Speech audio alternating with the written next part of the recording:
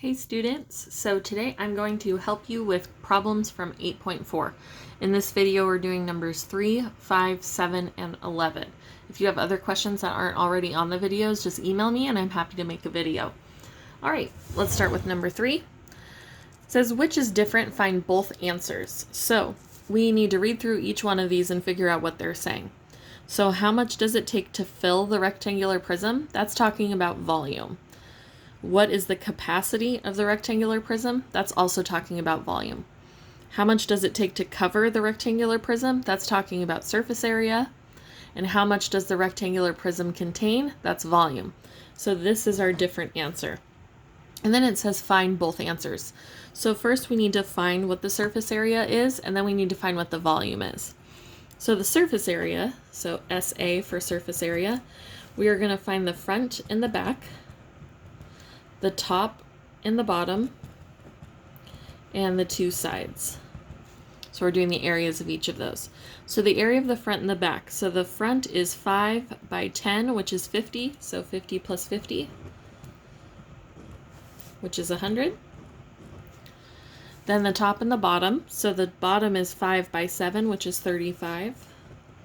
Since there's two of them, we'll add them together. 35 plus 35 is 70. And then the two sides we have are 7 by 10. 7 times 10 is 70, so 70 plus 70, and that gives us 140. And then finally you just add them all up to find the total surface area of the rectangular prism.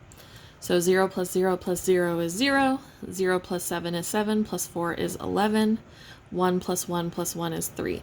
So the one that is different should be 310 square centimeters.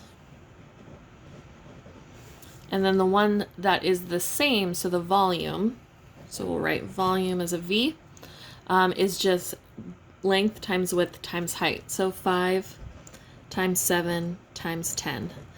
5 times 7 is 35. 35 times 10 is 350.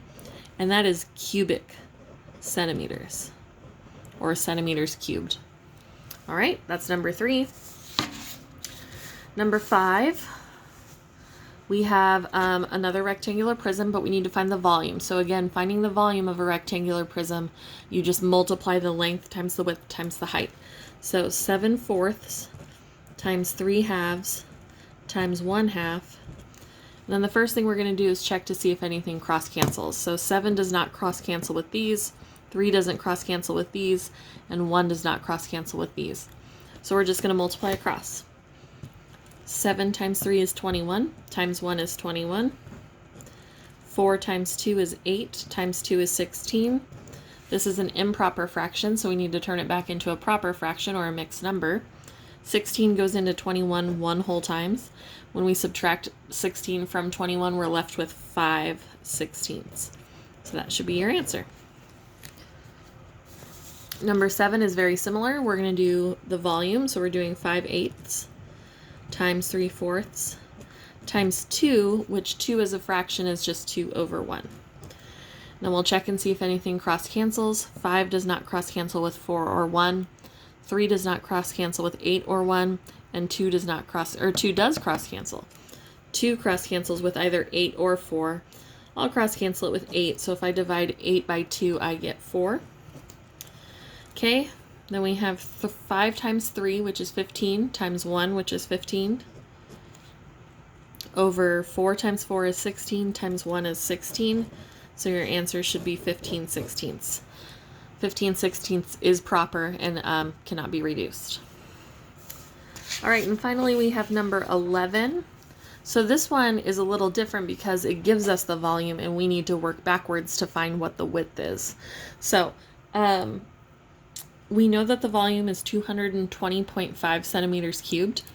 And we know to find the volume, we do length times width times height. So if we did 7 times W, that should give us 220.5. By the way, that's the equation. So you can just plug that whole thing right in there.